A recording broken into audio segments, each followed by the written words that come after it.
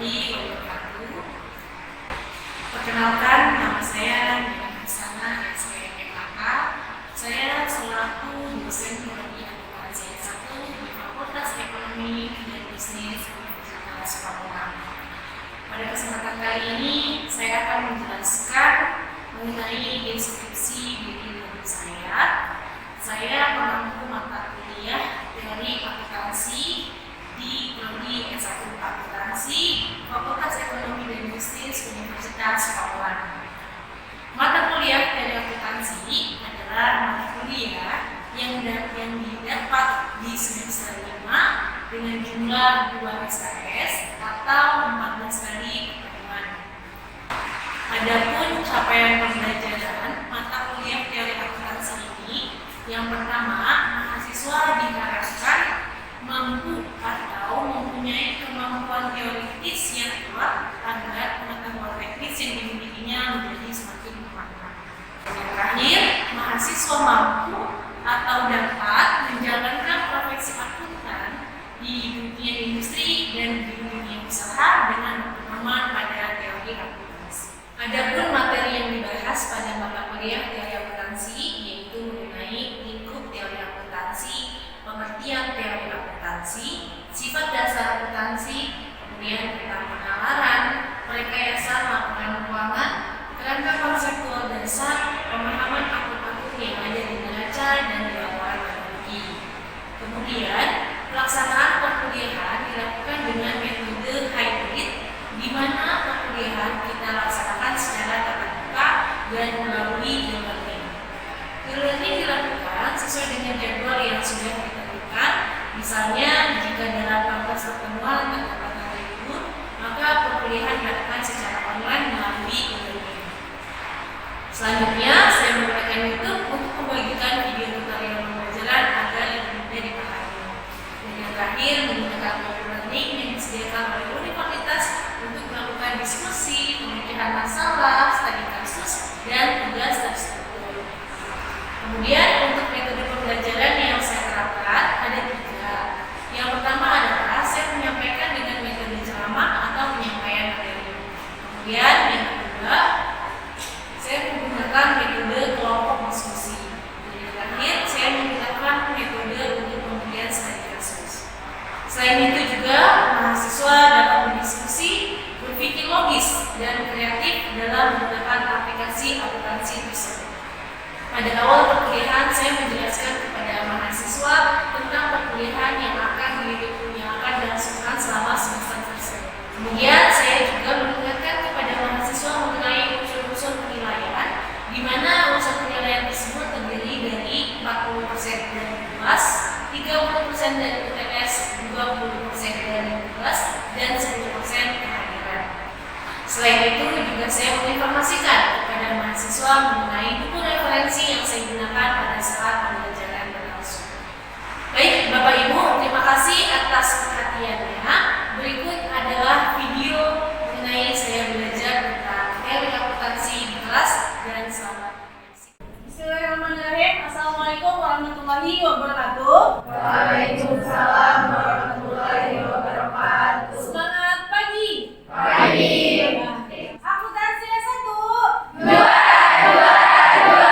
Oke, baik, terima kasih teman-teman. Baik, perkuliahan pada pagi hari ini kita mulai. Saya akan menyampaikan mata kuliah terkait teori akuntansi mengenai pengertian dasar akuntansi, sifat-sifat akuntansi, sampai siklus akuntansi. Oke. Nah, pada tujuan pembelajaran ini adalah agar teman-teman lebih memahami konsep akuntansi, sifat akuntansi, dasar dari akuntansi, ya. Kemudian nantinya diharapkan teman-teman juga memahami siklus akuntansi yang ada di perusahaan. Nah, karena di sini ada perusahaan apa aja jenis perusahaan? Manufaktur. Nah, bedanya apa? Jasa, dagang, dan manufaktur. Dari sisi akuntansi, Kalau jasa tidak ada persediaan. kalau jasa tidak ada persediaan. Betul. Sebentar, teman-teman. Siapa namanya? Siapa? Milam. Ya, oke, Milam. Good. Selanjutnya, kalau jasa tidak ada persediaan. Kemudian kalau dagang Dagang ada persediaan. Oke, kalau manufaktur ada persediaan. Apa tadi manufaktur?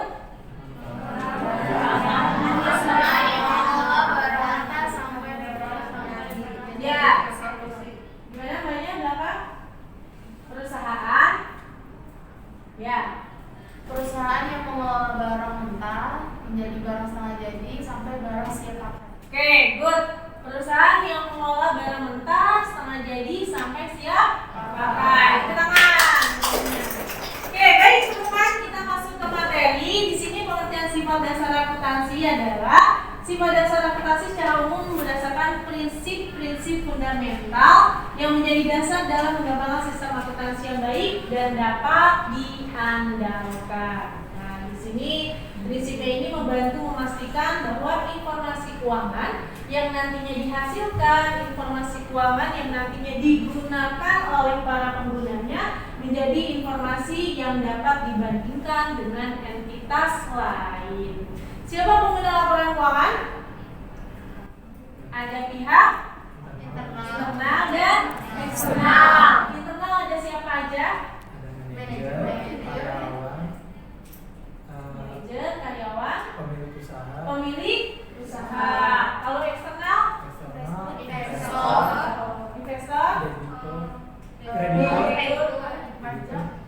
investor, pihak bank,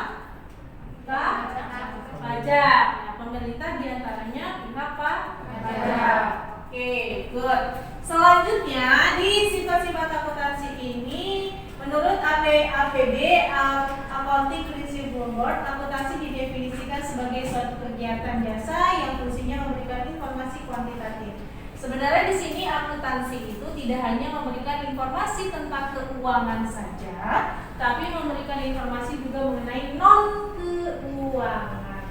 Ya, non keuangan artinya berupa data-data atau informasi yang bisa menganalisa informasi masa lalu untuk menginformasi masa yang akan datang. Contohnya, misalnya untuk bagian sales, marketing, gitu ya. Kira-kira pertumbuhan penjualannya bagaimana ya?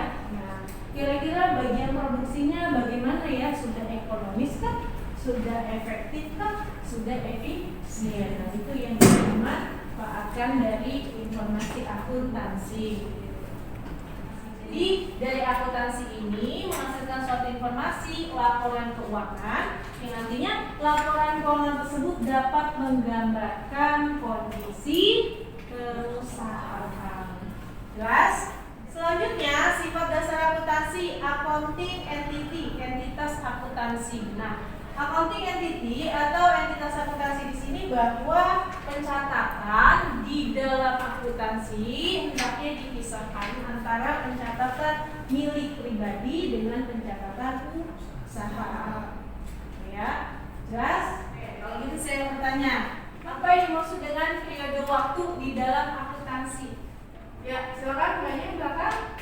Laporan keuangan menyajikan informasi untuk suatu waktu tertentu, tanggal tertentu, atau periode tertentu. Ya, oke. Laporan keuangan menyajikan laporan keuangan atau informasi berdasarkan periode tertentu. Oke. Di Indonesia, nah penyajian laporan keuangan ini periodenya adalah Januari sampai Desember. Nah, misal teman-teman ada yang bisa laporan keuangan, maka informasinya yang didapatkan adalah dari Januari sampai Desember. Tapi ada nih teman-teman yang tidak menggunakan nih. Ada tambahan yang menggunakan informasi akuntansinya itu dari Juli sampai Juni. Jadi Julinya ini Juli tahun 2023 sampai Juni 2024. Apa itu? Instansi apa? Sekolah. Sekolah menggunakan periode akuntansi dari Juli sampai dengan Juni. Nah, itu periode akuntansinya untuk pelaporan manajemennya. Tapi kalau untuk pelaporan ke pemerintah, laporan ke pajaknya tetap menggunakan Januari sampai Desember. Jadi ada dua pencatatan periodenya, gitu ya. Untuk manajemennya Juli sampai Juni, untuk kepentingan pajaknya Januari sampai Desember. Seperti itu, jelas? Oke, selanjutnya going concern. Sifat dari dasar akuntansi selanjutnya adalah going concern. Di sini bahwa perusahaan atau entiti yang dibuatkan laporan keuangannya harus diasumsikan terus menerus beroperasi dari masa ke masa kontinu. Planningnya apa nih? Sekarang udah 2023, planningnya 2024 apa, 2025 apa, trennya sekarang apa nih? Kira-kira tren tahun 2023 masih sama nggak dengan tren yang tahun 2024 yang akan datang? Maka akuntansi berperan untuk kontinuitas keuangan. Kemudian dicatatnya juga secara terus-menerus. Nah, pertanyaannya, bisa nggak kita punya usaha? Kita mau catat nih tahun 2022 kita pencatatan akuntansi. Kemudian tahun 2021-nya accounting-nya resign. Ya. Kemudian kita 2023-nya mau catat lagi. Bisa nggak seperti itu? Gimana? Tidak bisa. Kenapa tidak bisa? Karena tidak continue. Ya, basis aktual digunakan untuk akun biaya dan pendapatan. Jadi kita pakai aktualnya untuk itu. Tapi kalau kita untuk petty cash, kasir itu cash basis. Kalau petty cash kan cash basis, uangnya keluar, lalu kita catat. Jelas? Itu namanya prinsip aktual. Dia mau tanya? Silakan. Mengenai Ya. Tadi kan kalau untuk yang cash basis penggunaannya seperti untuk petty cash ya. Ya. Karena nanti kalau misalnya kita melakukan pembiayaan petty cash itu kan masuk ke dalam biaya juga. Ya. Itu bagaimana? Sama tadi kata Ibu aktual itu kan untuk biaya atau pendapatan. Itu bagaimana? Kalau untuk biaya dan pendapatan, ada nih biaya yang memang kita nggak akruh dulu, misal gitu ya. Biaya yang sudah monthly expense, yang sudah setiap bulannya ada. Nah, maka kita bisa langsung bebankan, contoh listrik. Nah, jadi kalau listrik itu kita tidak perlu mencatat beban listrik pada utang listrik. Nah, itu akruh misalnya. Tapi kalau yang monthly expense yang sudah setiap bulan terjadi, kan payroll yang sudah langsung setiap bulan, maka kita langsung bisa mencatatkan pada satu uang aja, yaitu beban listrik pada bank. Jelas? Oke, selanjutnya kita masuk ke siklus akuntansi. Nah, di siklus akuntansi ini merupakan catatan dari manual book ya, atau teman-teman ada yang pakai Excel. Nah, disinilah siklusnya. Ini merupakan laporan akuntansi yang saling relate, saling berhubungan, satu kesatuan yang tidak bisa dipisahkan. Ini merupakan proses. Jadi akuntansi itu yang pertama teman-teman ada yang namanya input, baru proses, selanjutnya baru ada yang namanya output. Nah, di bagian siklus akuntansi kalau input apa yang diinput? Bukti transaksi. Nah, bukti transaksi, ciri-ciri bukti transaksi yang dapat dijadikan sumber laporan keuangan. Bolehnya seperti apa? Kwitansi, invoice, faktur, apalagi? Struk, nota bon boleh nggak?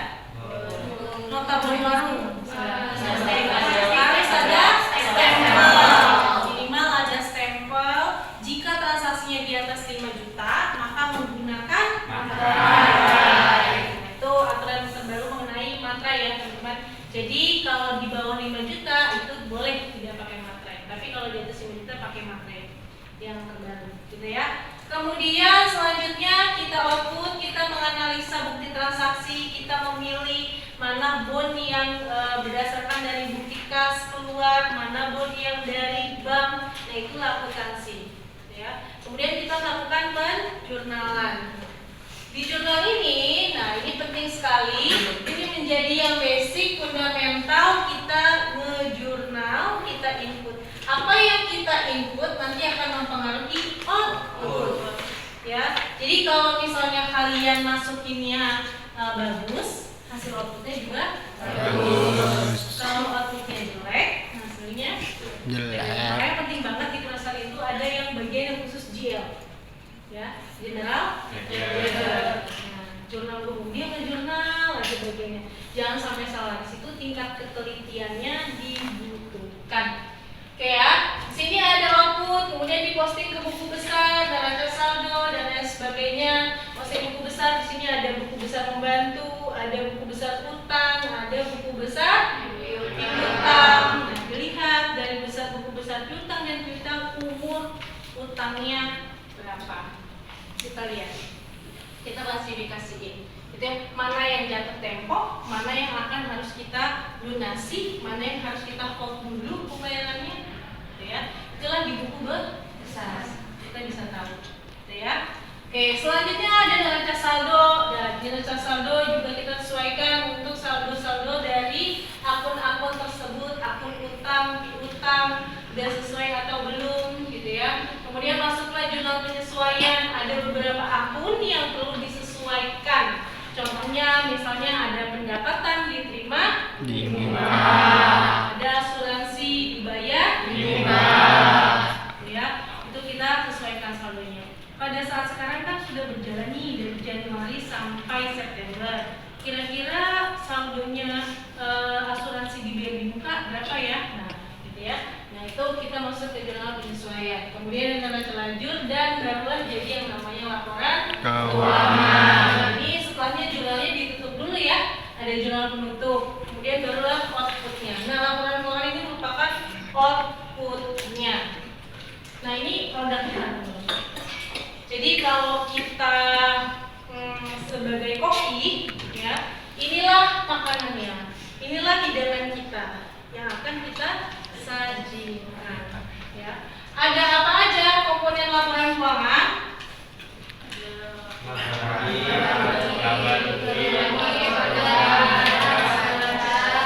Laba rugi, neraca atau laporan posisi keuangan.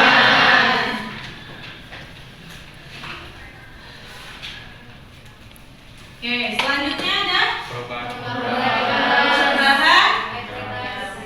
modal atau ekuitas.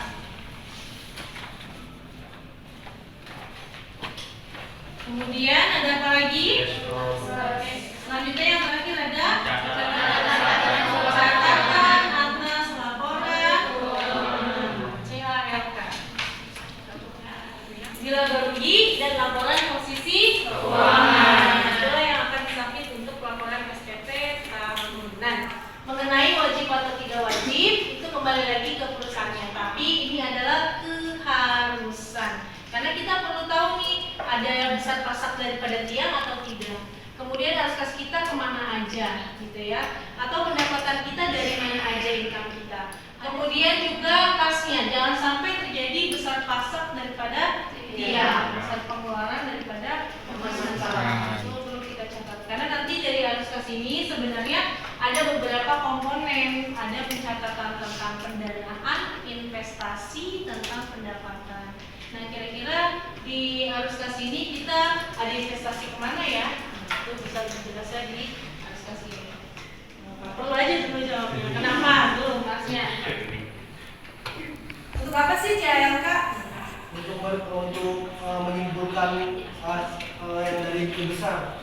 Jadi misalnya kalau dibuka ke siapa aja, kalau ini apa aja seperti itu. Iya. Ini merupakan laporan berdasarkan pernyataan, ya. Bisa dari supaya kita siapa aja, customer kita siapa aja, karyawan kita siapa aja yang berhubungan dengan laporan keuangan. Jadi laporan keuangan itu bukan hanya sekedar angka aja, tapi juga ada informasinya. Gitu ya. Ini penting. Kira-kira notes-nya apa ya bulan ini? Misal gitu ya. Kira-kira bulan lalu notes-nya apa ya? Catatannya apa ya? Catatan atas laporan keuangan. Jadi agar laporan keuangan itu seolah-olah ngobrol gitu sama kita. Kalau kita sudah baca deskripsinya, gitu ya. Nah itu fungsinya. Ada informasi. Kemudian misalnya ada juga, laporan keuangan bulan Agustus ini ada keuntungan nih. Keuntungan itu kok bisa melonjak lebih tinggi? Wah, apa nih ya? Nah, itu ada keterangannya misalnya di catatan atas laporan keuangan. Oh, ternyata bulan Agustus itu pendapatannya lebih besar dibanding bulan-bulan sebelumnya karena bulan Agustus itu ada event 17 Agustusan. Nah, misalnya gitu. Karena kan kita nggak tahu kalau lagi notes, gitu kan? Nah, maka perlu untuk informasi internal. Jelas? Jelas. Nah,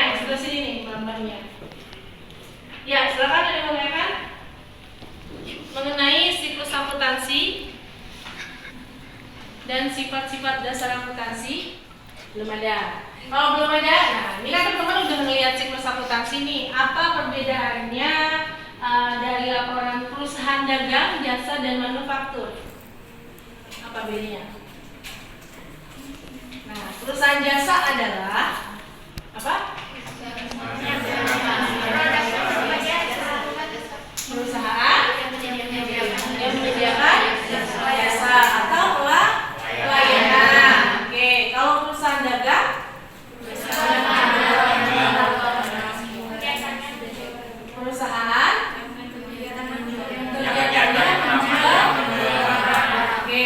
kegiatannya menjual tanpa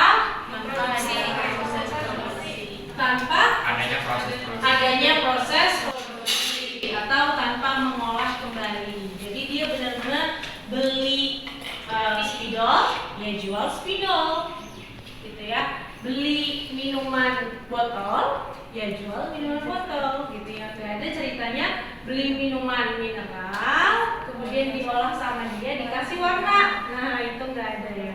Perusahaan dagang juga seperti itu. Jadi kalau belinya grosiran ini ya jualnya ecer, gitu ya. Mungkin cara beli dan cara jualnya, tapi benar tidak ada pengolahannya. Kemudian kalau perusahaan manufaktur, apa itu perusahaan manufaktur? Perusahaan yang mengolah barang mentah jadi barang setengah jadi, kemudian barang jadi untuk diproduksi. Ya, good. Tepuk tangan buat Abi.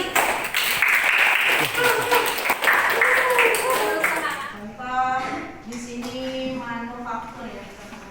Jadi kalau di perusahaan manufaktur itu nggak cukup nih akuntannya cuma satu, ya. Khusus perusahaan manufaktur. Perusahaan manufaktur itu tadi bahan mentah,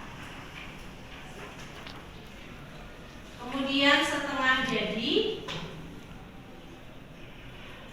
kemudian ada barang jadi, sampai kemudian siap dijual.